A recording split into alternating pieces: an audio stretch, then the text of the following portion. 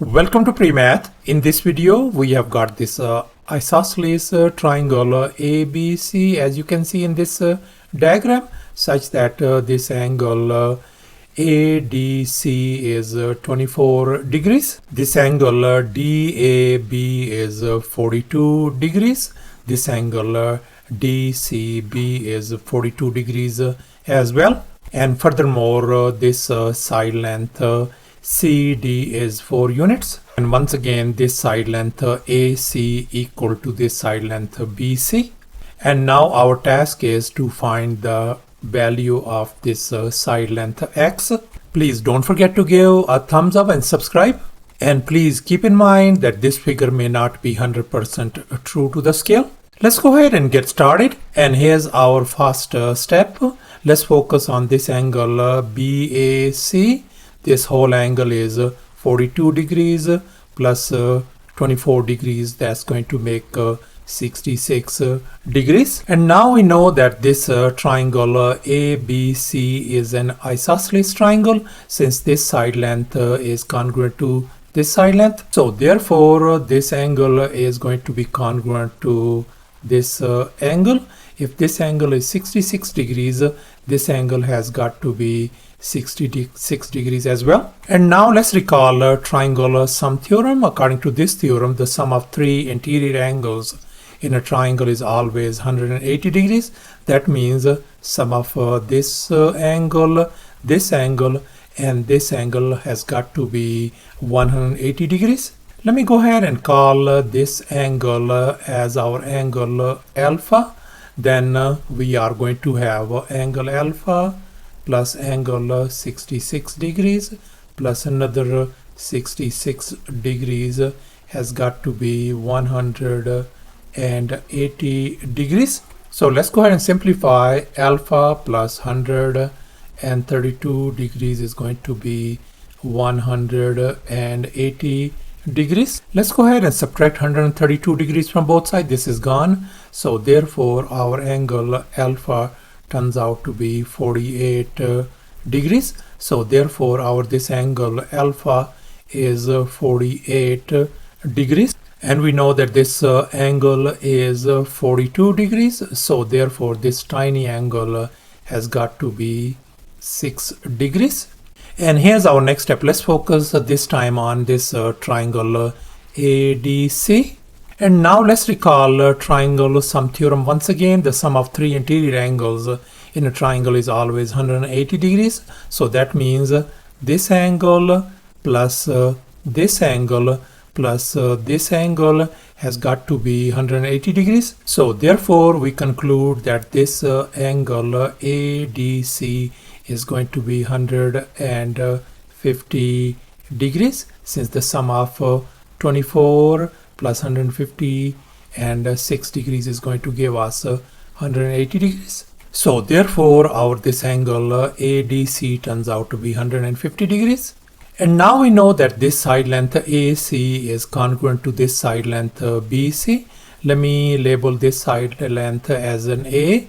Then this side length has got to be lowercase a as well. And now let's recall law of sines. Sine of alpha divided by A equal to sine of beta divided by B. Let me go ahead and label this angle as an alpha and this angle as a beta. This side length is our A. Let me label this side length as B. Then this side length B is going to be equal to 4 units. So let's go ahead and fill in the blanks in this formula. Sine alpha in our case is 150 degrees divided by A equals to, in our case our angle beta is 24 degrees. So this is sine of 24 degrees divided by B value is 4. And we know our sine of 150 degrees is 1 divided by 2. So therefore I'm going to replace this by 1 divided by 2. So our left hand side is going to become 1 divided by 2 times A equal to sine of 24 degrees divided by 4. Let's go ahead and multiply both sides by 4, and we can see that this 4 and 4 is gone, and on this right hand side we got sine of 24 degrees is going to be equal to, if we simplify this thing, that is going to give us 2 divided by a. Let me go ahead and call this our equation number 1. And here's our next step. We have drawn this perpendicular CE on this side length AB, as you can see in this next step. And now let's recall a crucial fact. If we have this isosceles triangle ABC and we have in perpendicular CE, then this side length AC is going to be equal to this side length EB, and moreover this angle has got to be equal to this angle. If this angle is alpha, then this angle has got to be alpha as well.